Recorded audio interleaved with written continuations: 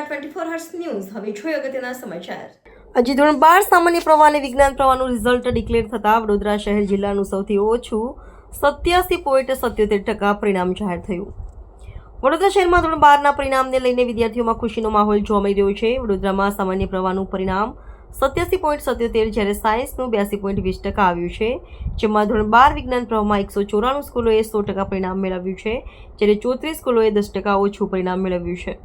831 વિદ્યાર્થીઓએ 1 ગ્રેડ મેળવ્યા છે, જ્યારે 8093 વિદ્યાર્થીઓએ 2 ગ્રેડ મેળવ્યા છે।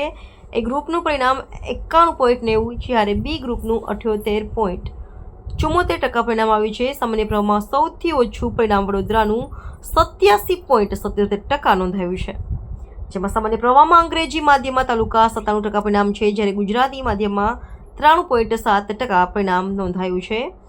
અલબત્ત એકંદરે પરિણામ સારું જાહેર થતાં વિદ્યાર્થી અને વાલીઓમાં ખુશીનો માહોલ જોવા મળ્યો છે, તો કેટલાક સ્કૂલોમાં ભાવુક દ્રશ્યો પણ સર્જાયા હતા। મને મારી દીકરી પર પ્રાઉડ છે। મને મારી દીકરી ઉપર બહુ જ ખુશી થાય છે।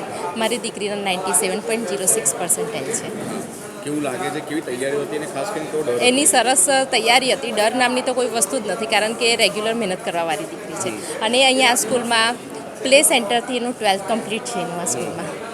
અન્ય દીકરીઓને શું કહેશું કે જે રીતે 12માનું ધોરણની એક્ઝામ આપે છે, નર્વસ થઈ ગયા છે, ટેન્શન આવી ગયા છે? ના, બધી દીકરાઓને એવું કહેવા માગું છું કે નર્વસ થવાની કોઈ જરૂર નથી।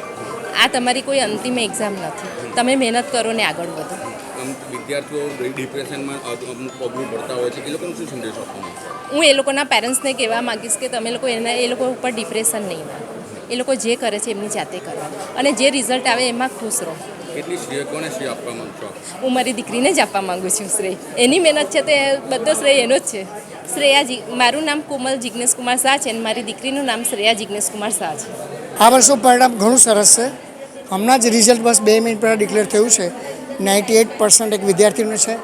આ અમારો સ્ટુડન્ટ છે એના 93% છે, અને જેટલા વિદ્યાર્થી ઊભા છે બહુ સારા પરિણામ સાથે સફળતા મેળવી છે। વિદ્યાર્થીઓ ઉપર મુખ પર એક હાસ્ય છે અને એક આનંદ પર છે એ લોકોને। બસ તો આનંદની અંદર અમે સહભાગીદાર છીએ, અને એક સારા પરિણામ માટે વિદ્યાર્થીઓને ખૂબ ખૂબ અભિનંદન પાઠવું છું। પણ હા, જે વિદ્યાર્થીઓ સફળ નથી થયા એમને હતાશ થવાની જરૂર નથી। કોઈ એવું પગલું નથી ભરવાનું। હજી તમારી પાસે જુલાઈ મહિનાની અંદર પરીક્ષાની એક તક છે। ખૂબ ખૂબ આભાર। હા, મારું નામ સંચિતા ઠક્કર છે અને મને 92% આવ્યા છે। જે બી છે બધું પેરેન્ટ્સ માટે જ છે, જે બી છે, અને બધાનો બહુનો હાથ છે। મારા ટ્યુશન ટીચર છે કૃપા મેમ અને જય ભૈયા, અને મારા સ્કૂલના ટીચર્સ બી છે બધા, હિતેન્દ્ર સર છે, રાખી મેમ છે, એ લોકોનો બી બહુ હાથ છે। અને મહેનત તો જેવી હતી એ પ્રમાણે જ સારું રિઝલ્ટ આવ્યું છે અમારું। વિદ્યાર્થીઓને જે નર્વસ હોય એ લોકોને ટકાવારી સારી, એ લોકોને શું સંદેશો આપવા માંગશો? શું કહો છો? જે અન્ય વિદ્યાર્થીઓ છે એમની ટકાવારી ઓછી આવી છે, એમને શું સંદેશો આપવા માંગશો? ટકાવારી ભલે ઓછી આવી હોય, પણ હવે આગળનું વિચારવાનું છે। કરિયર જે આગળ કરવાનું છે, કોલેજ છે કે તમને શું પરસ્યુ કરવું છે, હવે એનું વિચારવાનું। જે થયું એ થઈ ગયું, પણ વધારે ડિપ્રેસ કે એવું કંઈ થવાની જરૂરત છે નહીં। જે હવે આગળ છે એનું વિચારવાની જરૂરત છે। સંચિતા ઠક્કર। મારા જો 93 જેટલા પર્સન્ટાઇલ છે મારા। હવે મહેનત તો મેં ઘણી કરી હતી, પણ જેવું કૃષ્ણ ભગવાન કહે છે કે મહેનત કરવી પણ ફળની અપેક્ષા નથી રાખવી। એટલે મેં સતત મહેનત કરતો ગયો, અને છેલ્લે આ પરિણામે મને એક બહુ જ આમ સેટિસ્ફેક્ટરી ફળ મળ્યું છે। અને બીજા વિદ્યાર્થી મિત્રોને મેં કહેવા માંગીશ કે ભલે તમે નાપાસ થયા હો, પણ આગળ હજુ મહેનત કરજો। ભગવાને તમારા માટે હજુ સારી વસ્તુઓ રાખી હશે તમારી જિંદગીમાં, એટલે કોઈ દિવસ નિરાશ થવું નથી। મારું નામ યુગ ગોડિયા। મારા 75% આવ્યા છે। હું ખુશ છું। આમ સારી મહેનત કરી હતી, પણ થોડુંક કચાશ પડી ગઈ મારાથી, બાકી હજુ વધારે આવી જતા મારા। કંઈ નહીં, હું ખુશ છું। ક્લાસનો અને સ્કૂલનો બહુ સપોર્ટ હતો, પેરેન્ટ્સે બી બહુ સપોર્ટ કર્યો। બસ ખુશ છું।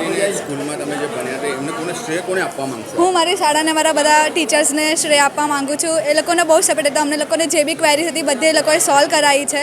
બહુ જ ખુશ છું હું। અન્ય વિદ્યાર્થીઓને શું કહેશો કે જે રીતે નર્વસ હોય, જે લોકોને બીક લાગે છે 12માની એક્ઝામ, જે લોકોને 12માને લઈને બીક લાગે છે, થોડી તો બીક રહે છે, પણ એટલું બધું બીવાની કોઈ જરૂર નથી। આમ ટેન્શન નહીં લેવાનું, બધું સારું થઈ જાય। શું નામ તારું? પંચાલ રિદ્ધિ।